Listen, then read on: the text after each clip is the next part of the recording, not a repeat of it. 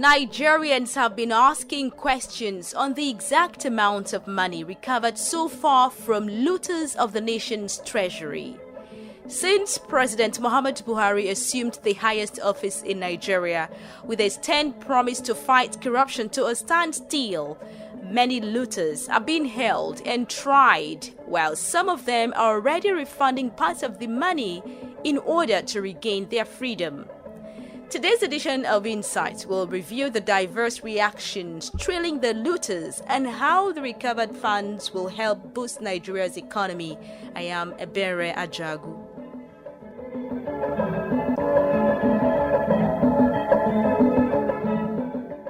If Nigeria does not kill corruption, corruption will kill Nigeria.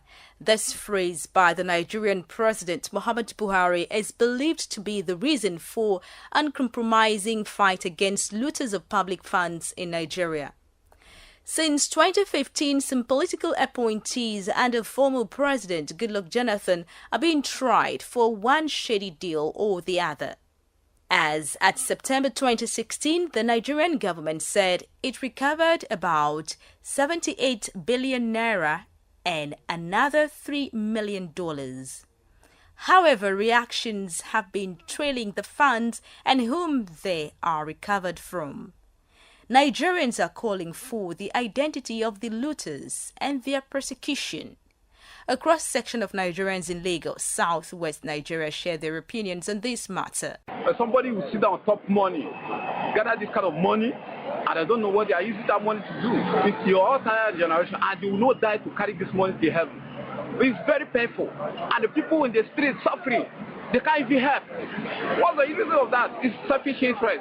Because if these people, the carriages will save the kind of money, it's some people, the Nigerian masses, they are suffering. However, this kind of person needs to go to jail. The way they return money, they reduce them, and I'm not happy for that. Let them jail them. Look at the youth now, the masses now. Somebody will steal a power 500 naira, they will send it to jail.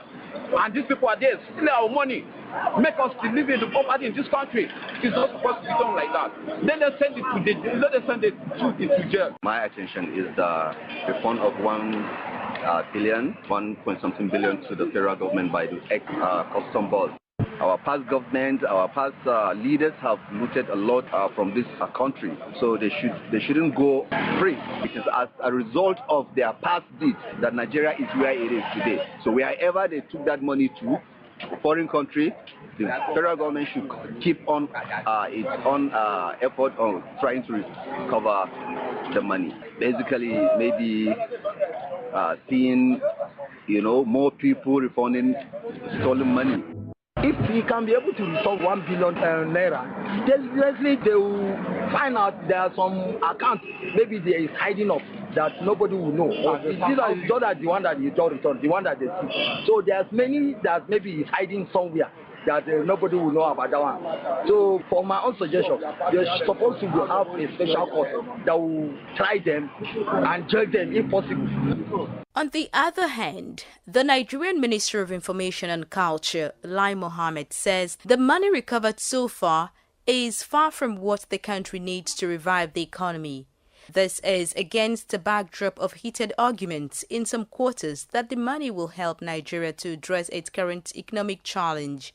The Information Minister explains that the fund recovered so far is so little to make a positive impact on the lives of Nigerians. We've always made public what we have recovered. And if my records serve me well, we recovered 78 billion naira, about $3 million, and about that. And then we have been able to block various accounts in which about $9 billion were found. But those are not money available to us because we are still in court over them. So in effect, what we have recovered so far is 78 billion naira, $3 million, probably another few million pounds. But you see, when you look at the fact that the government spends 165 billion naira every month to pay federal civil servants, even what has been recovered, 78 billion naira, would not even pay 50% of salaries. So, yeah, but it's symbolic. So, supposing we now say we are dedicating this 78 billion naira to pay salaries of staff, it will not even cover 1 month. So, but we want to assure Nigerians that every money, every penny recovered will be judiciously spent.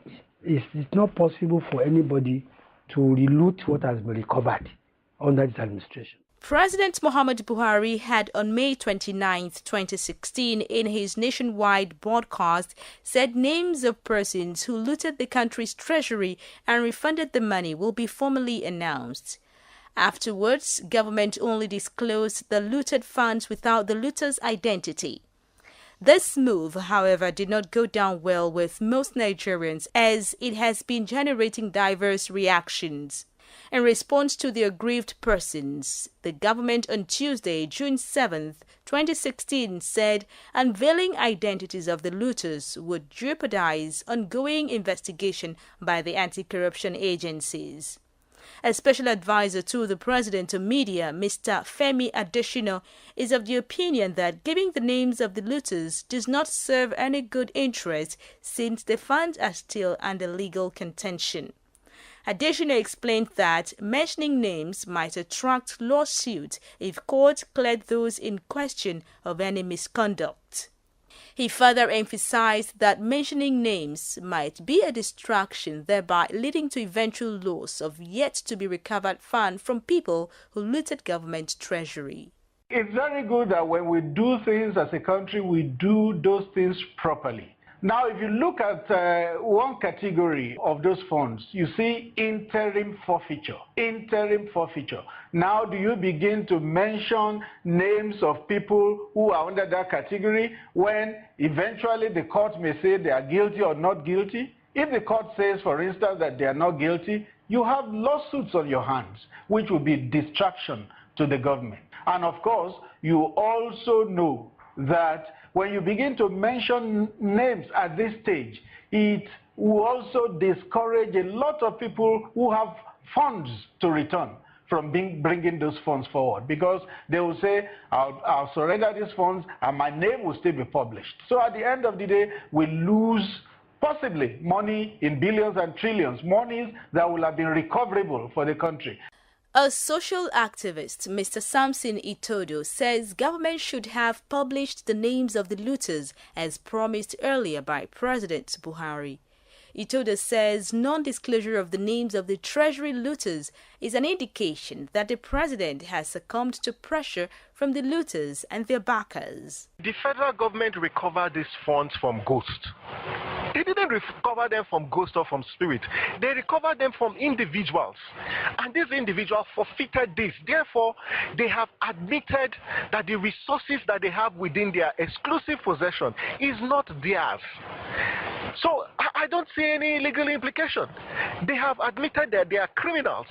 So there is no legal implication in the federal government saying we have recovered X amount of money from so-so person. If in 365 days the president or the EFCC and co were only able to recover about 78 point something billion naira, if they do this in 3 years, is this sufficient enough to amass all these resources to supplement the budgetary provisions? Because we know that the president did say that yes, financing our budget will require a recovery of assets, recovery of loot.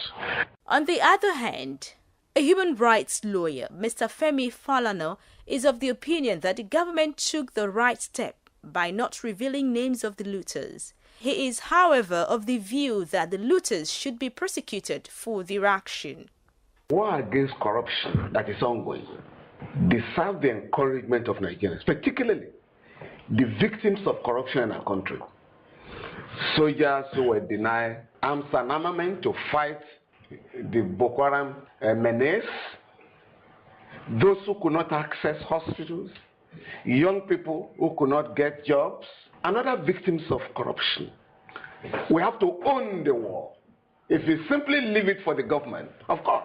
But if Nigerians insist that there has to be restitution. All those who have stolen the Commonwealth, or those who have taken our Commonwealth and reduced our people to poverty-stricken lot, have to pay dearly for their criminality. Unless Nigerians are prepared to wage the war against corruption much more seriously than the government. In affirmation to Falona's opinion, a member of the Commonwealth Arbitration Tribunal, Professor Epiphany Azinge, says there is no need to unveil the looter's identity since some cases are still pending in court. He says identifying and ridiculing such people will not be of any advantage to the recovery process.